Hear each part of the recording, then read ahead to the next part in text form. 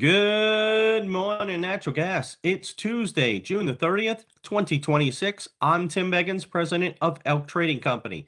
And for the spot August contract, we're currently up. We're trading at 327 and a half, up 9.4 cents or almost 3%. The RSI is trying to turn to the upside. And again, it's on heat, but renewables are still doing well, and that's keeping a cap on how far natural gas can move. Let's take a look at the hourly chart.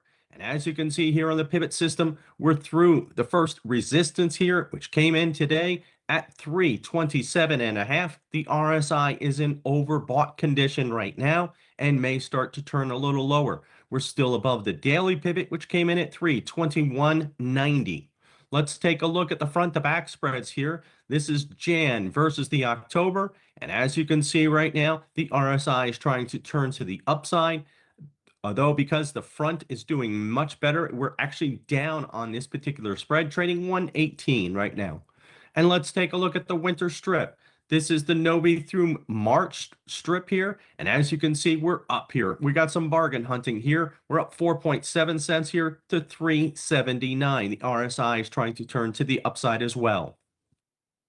And here's the grid. This is ERCOT.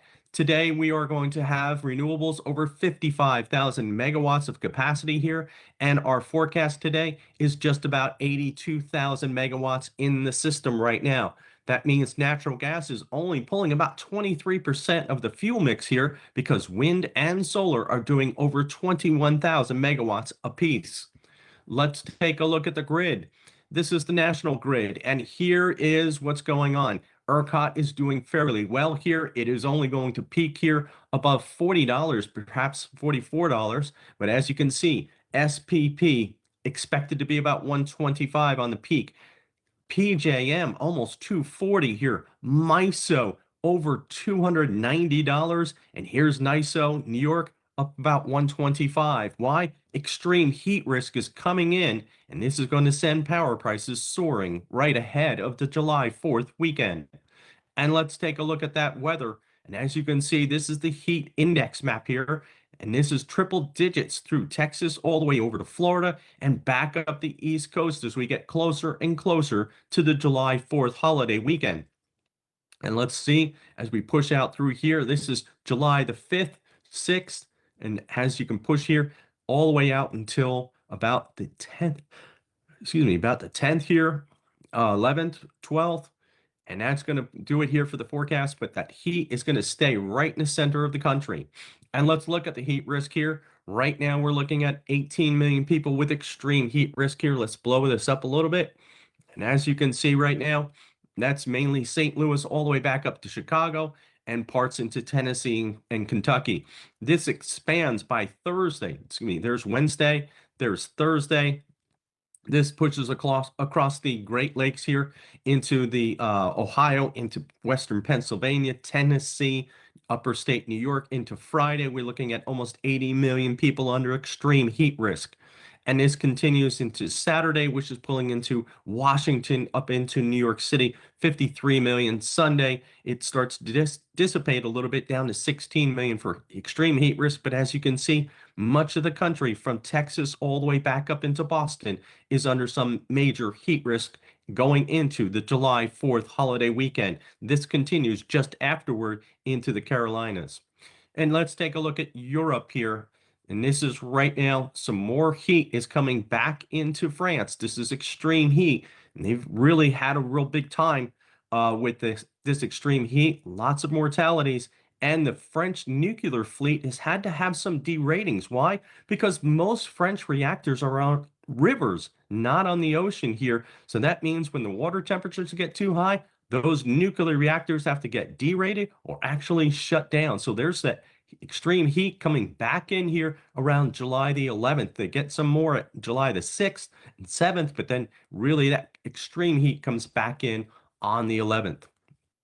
And let's take a look at European storage. It's currently at 48.6% full. As you can see right now, that is better than last month, but still from a year ago, we were at 59%. Let's take a look at Asia. This is China here, as you can see. mixed bag here for the Koreas, Japan, and China. As we go through the forecast period, there's some warmer temperatures from Shanghai back up into the capital city of Beijing. But overall, this is a mixed picture. They don't have the extreme heat in the US or in Europe. And let's take a look at Ras Laffan. We've got an actual LNG tanker. GasLog Skagen is loading here at Ras Laffan. So let's see if this picks up a full cargo and starts to make the transit through the Strait of Hormuz. And let's take a look at US LNG. This is Cameron LNG. This is up to 1.44 out of 1.56. So that's good utilization there. Cameron's still making plenty of LNG. Here is Creole Trail here, and this is pushing into Sabine Pass. And this is up to 1.42 out of 1.7. So it still has some open capacity, but this is narrowing down. And as you can see for Corpus Christi, as we're starting to bring Train 6 on, you can see there's actually over nameplate capacity now. This is good news for Corpus Christi as they are expanding that facility. And let's take a look at Venture Global. This is for the Trans-Cameron pipeline that feeds Calcasieu Pass. And as you can see, we still have some open capacity here, but it is starting to slowly but surely narrow. And let's take a look at Plaquemines. This is up just now. A small amount of nameplate capacity is open here, pushing up about 3.9 out of 3.94 capacity. And Golden Pass up to 480,000 MMBTUs for Train 1. Train 1 has capacity up to 800 to 850,000 MMBTUs.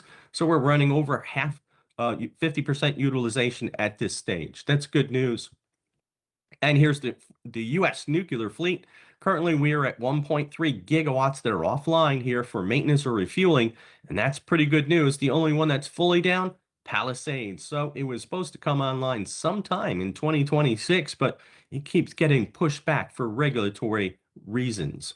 And here's our Tropics. Here, there's a low chance of development. This system came off the Carolinas yesterday, and as you can see, here it is starting to just not really do much of anything. So this is our only storm to look at here in the Atlantic. And why? The Saharan air layer continues to push across the mid-Atlantic area here, inhibiting any kind of storm development. As you can see, that dust is pushing into Texas all the way up back towards Chicago in the United States and pushing into Mexico and parts of Central America. Let's take a look at the stocks. These are stocks in the oil and gas E&P sector, stocks between $2 and $10 billion and have a high short float. And as you can see right now, we've started to get a little bit of positive green here on the board today. BKV and Matador, well, there we go. Everything is starting to turn positive here, turning around. CRK now up 3.42%. Behind me, Magnolia up 1.4%. So this is good news here as natural gas is pushing back to the upside. Again, recapping here for the spot August contract, we're currently trading at 328.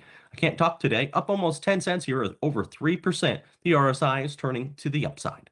Let us know your thoughts in the comment section below. Please hit that like and subscribe button. Thanks for listening. We'll see you tomorrow.